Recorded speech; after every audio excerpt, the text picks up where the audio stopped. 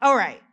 So there's no way that I'll be able to cover everything today. So we're going to get little snippets, and then in time we'll get the rest. But my whole philosophy is prevention. But to answer one question that came up already, there is no end to menopause. Do I do a mic drop? This is just like a little girl who starts her cycle. And she says, "Is this going to end?" And you, the mama, what do you say? It'll end eventually, right? But not menopause. But there's good news. There's ways to manage it so that you are just as amazing as you want to be. And so I came up with this HOT approach. And HOT is an acronym, but it's going to mean many different things as we go along. I love analogies, so work with me here. But when a girl gets her cycle for the first time, she is essentially stepping into womanhood, right? And I want you to imagine that estrogen is what helped her step into womanhood. It came on the scene. And some girls, it was rough. Others, they may not have noticed it much. But estrogen is now present. And it's what's changing, directing everything in that young girl's life. And over time, estrogen does multiple things for you. And we're learning more and more all that it does. But when estrogen decides that she is going to go away, that is what menopause is. It's the stopping of your cycle. Estrogen is no longer calling the shots, no longer the star of the show. So you get to decide who the star in you can name your own estrogen. But in my mind, you know who I think of? Tina Turner. Oh my goodness. She, classy, and she kept having tours, and she did multiple farewell tours. So those of you who had a cycle 6 months ago and it just showed up, or a year ago and it just showed up again, the farewell tour is coming for an encore. Okay? So you're in that perimenopausal state where it's slowing down. Estrogen is not as present. But listen, you've been the backup singer for estrogen all this time, since you were a little girl coming up. But the star of the show is going to retire, say farewell, and she is passing the mic to you. You get to control this now. You get to say. You don't have to jump when she says jump. You get to decide when you're going to jump. That's freedom. I mean, I won't lie. When the cycle stopped, I didn't think that was a bad thing. Freedom. But we look at it in a different way. And I want you to start to recognize it as the blessing that it could be if we do certain things. All right, here's my next one. There are certain things that's going to happen when estrogen says goodbye. Waving farewell. And there's 7 key points that I want, or 7 key parts of the body that get affected. And I have them listed from 1 through 7 in the order that sometimes people feel these symptoms. So somebody already said the hot flashes. Those are one of the first things that show up. The night sweats. So hormones are getting affected as the estrogen level drops. And then your energy. When you used to be able to do anything, anytime, gone. You got to plan your day. You got to figure out how much energy you got to do this because you just don't have as much as you used to. Estrogen is saying farewell, and that's the result. But part of that too is you now don't have, or you may not be eating as much foods high in vitamin B, the vitamin B family. You may not be consuming enough of those. So we're going to talk about that some more. Then who here has not had brain fog? Where you or memory loss. You get up, you walk here, and you can't remember what you went there for. This is just wrong. But estrogen is saying farewell. And as a result, there's some foods that you're going to need to include in your diet to help that along. Vitamin D is the key part of this scenario to help that mind. Your muscles, all that cramping, especially at night.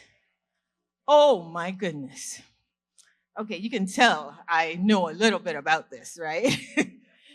So, again, there are certain things that you're going to be able to do. And I'm going to give you 7 foods to help this along. But magnesium is one of the nutrients that is a must to deal with that. And then your gut. Things, you get bloated. The digestive system just doesn't work. Before you were regular. And now, you might be struggling a little bit. Your heart. Did you realize that the years that we had extra estrogen being the star of the show was the same time the men in our age group may have been dying of heart disease or having heart attacks? Estrogen protected us. But now that it's saying farewell, our rates of heart disease jump. So we have to start doing things to protect our heart. Omega-3 is going to be the key nutrient that we're going to make sure you consume to help that along so that we don't end up in a statistic that we have a better situation. And then lastly, bones. As we get older, we know that people start to develop osteoporosis. But in us, it's just worse because estrogen was helping to protect our bones. But now all of a sudden, with it gone, what's happening? You fall, you break something. That doesn't also have to happen. There's a way. We cannot prevent menopause. Menopause is. We can prevent some of these symptoms, though. We can manage it so much better. Go ahead and give me my next one. So this is my suggestion to you of how you're going to fix this. And I use the word fix, but help yourself along. Let me say it that way. So hot is going to be, you're going to hone in on hydration. O, you're going to optimize through nutrition. And T, you're going to tame some of those triggers. That 3-part HOT is going to be unbelievably helpful in terms of helping you manage this scenario that we call menopause. All right, here's our first order of business. Now, I purposely have it set up as hydration first, then optimizing nutrition, and then dealing with your triggers. I strongly suggest you do it in this order and don't hop, skip around. If I were to ask, How many things in our body require water? We'd be here all day. So it only makes sense that we must hydrate in order to help some of the situations that we're going through. Those hot flashes, that means your temperature. When people have a fever, what do we do? What do we do? Water, right? Is part of that therapy. You must take the time every day to hydrate.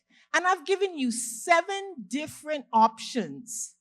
Plain water, of course, is going to be ideal. But lemon water or lime in your water, it gives you that extra benefit.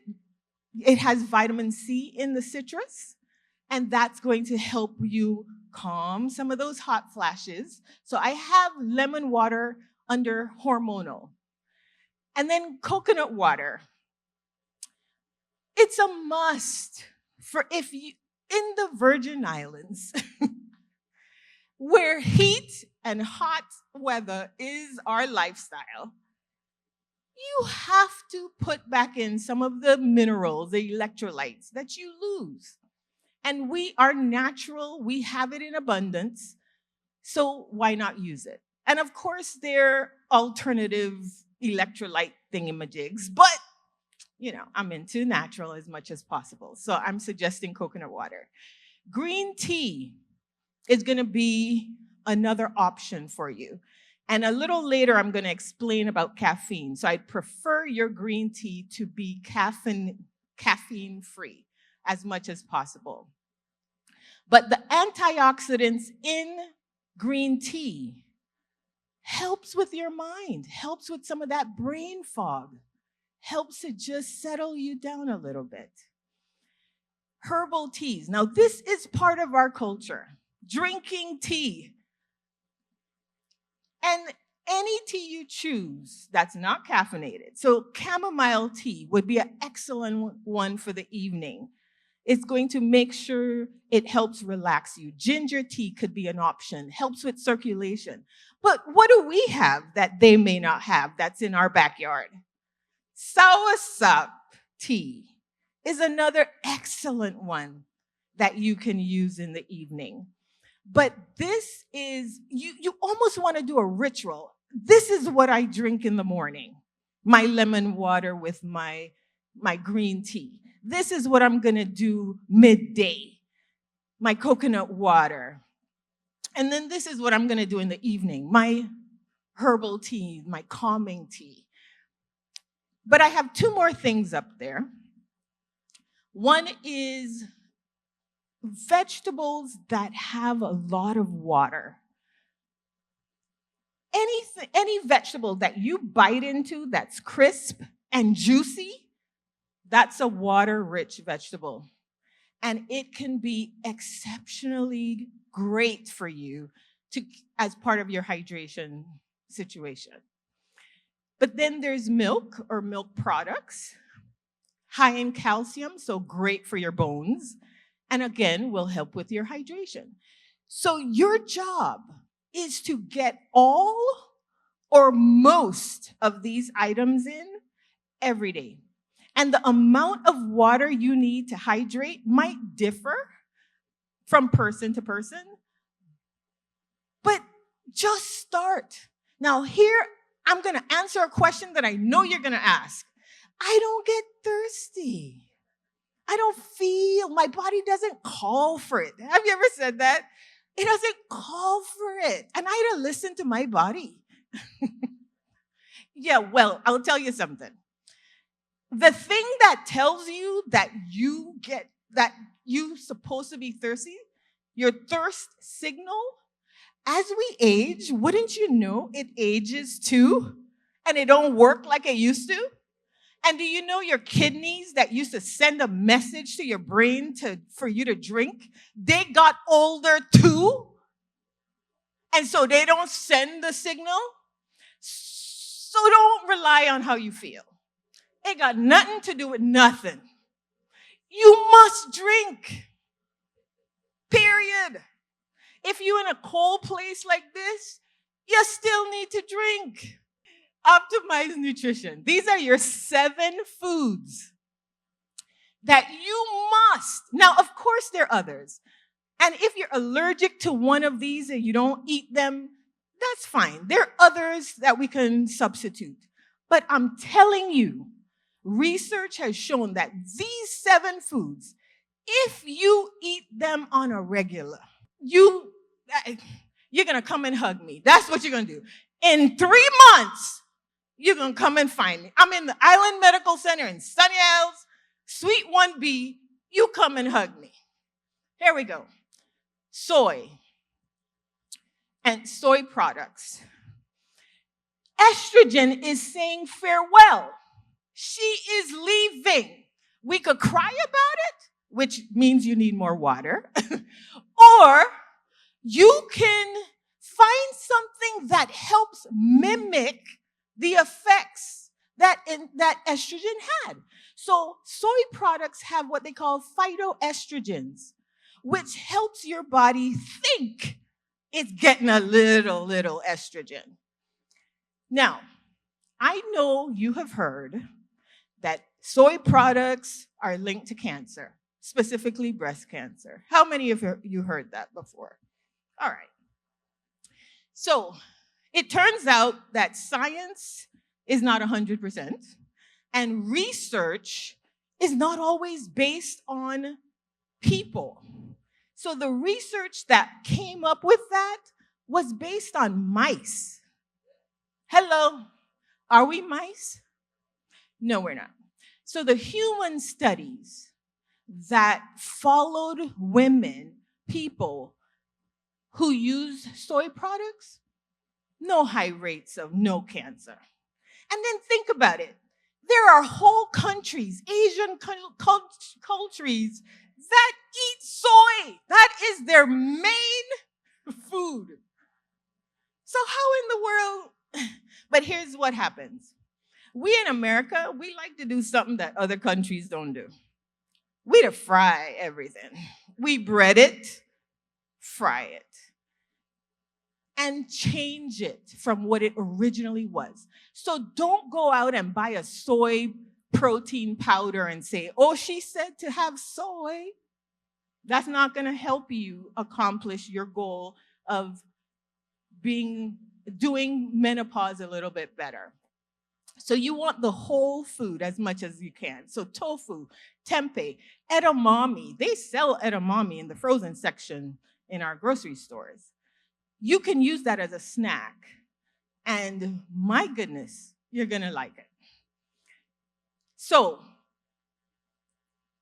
I did a little acronym hoping it will help you remember all 7. So smart ladies eat nourishing, yummy, fresh, local foods. So you can be able to remember at any time what your 7 is. So soy is because you're smart.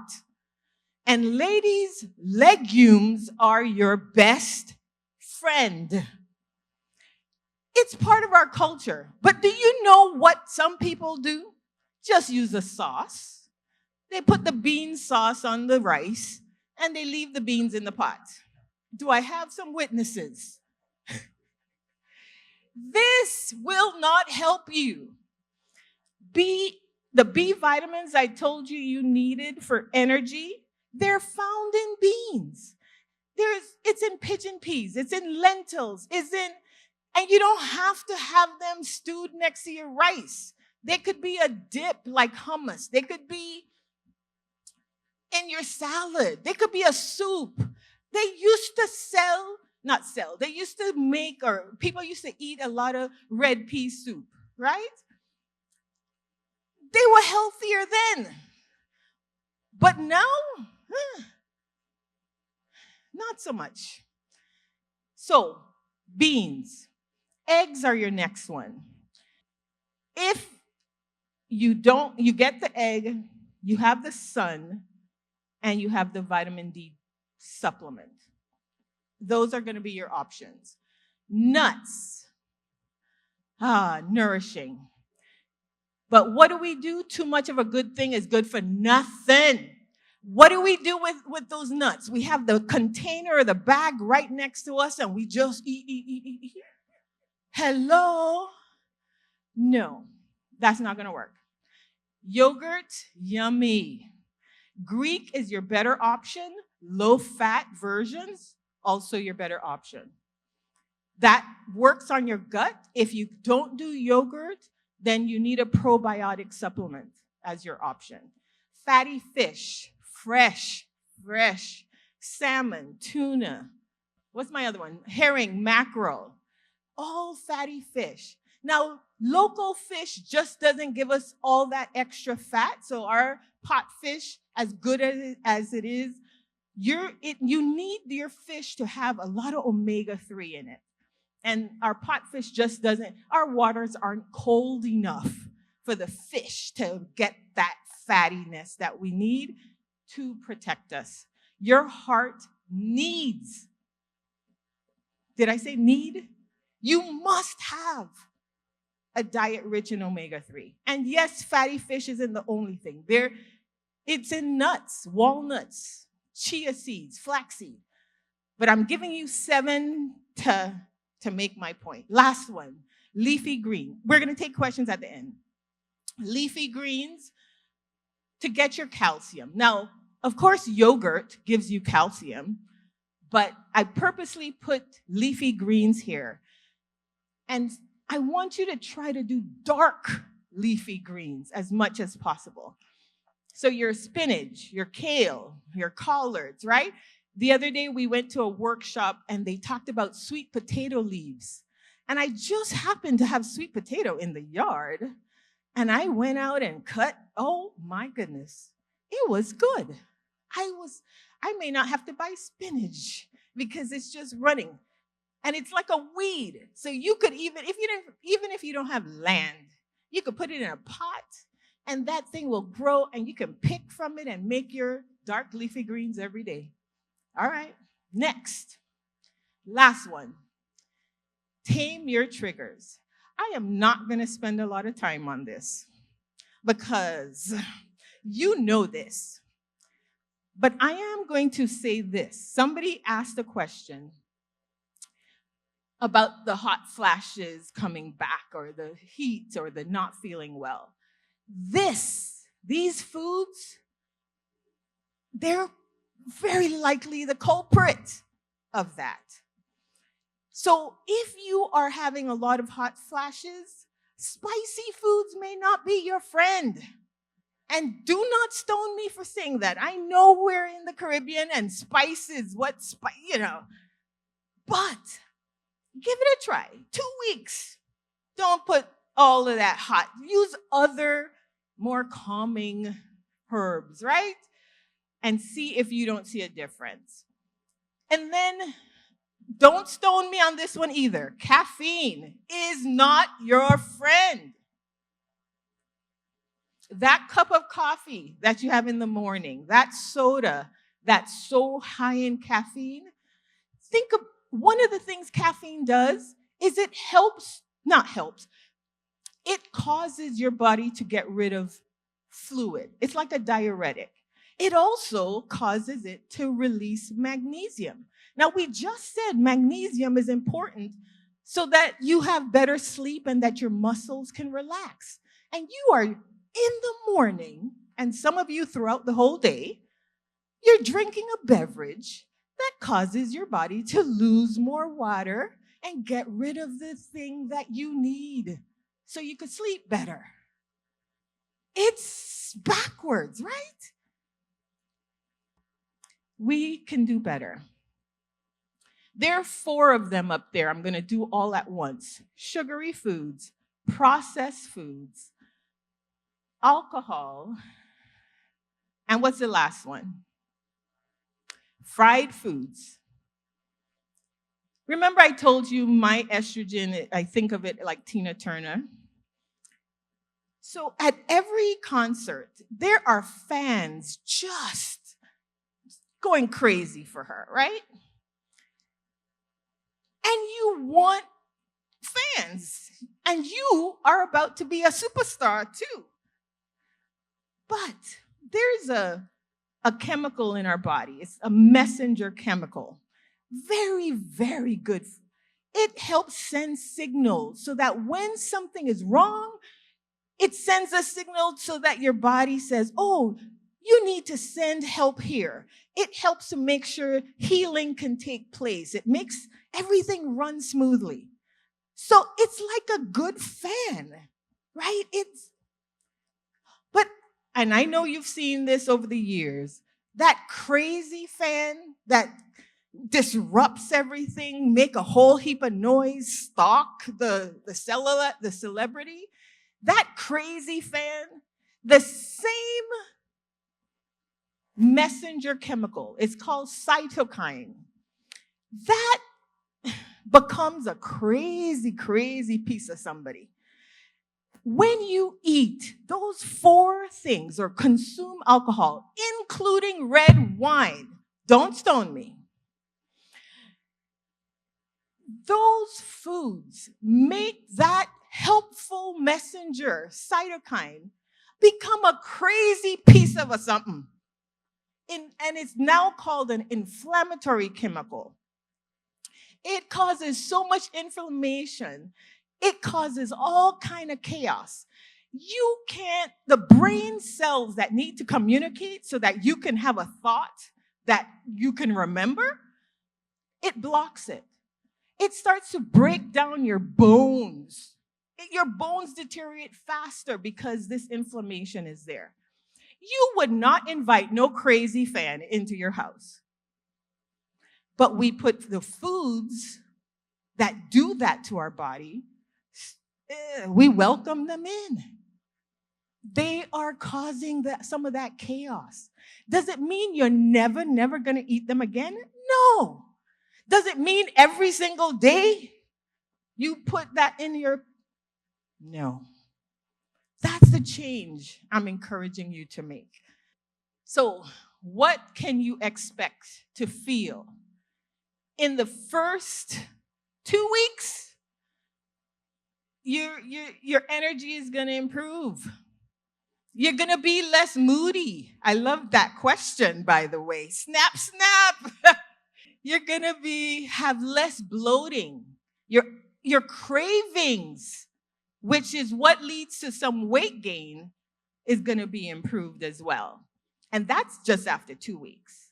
By week 4 to 6, you're going to see some really noticeable differences. The hot flashes and night sweats, will they go away completely? Maybe not. But will it be less intense? Yes. You'll be able to sleep better, have your mood be a bit more stable, more energy. And in 3 months, when you're coming back to say, I was right, you're gonna have better control over your weight because your metabolism will be working a little bit better. You're clearer thinking, you have more control. So the bottom line is you're doing small changes. Do not leave here thinking you have to have all 7 tomorrow and no. Pace yourself, right? You're gonna stay nice and hot and healthy. You're gonna be able to use food, use hydration as your tool to get things in order.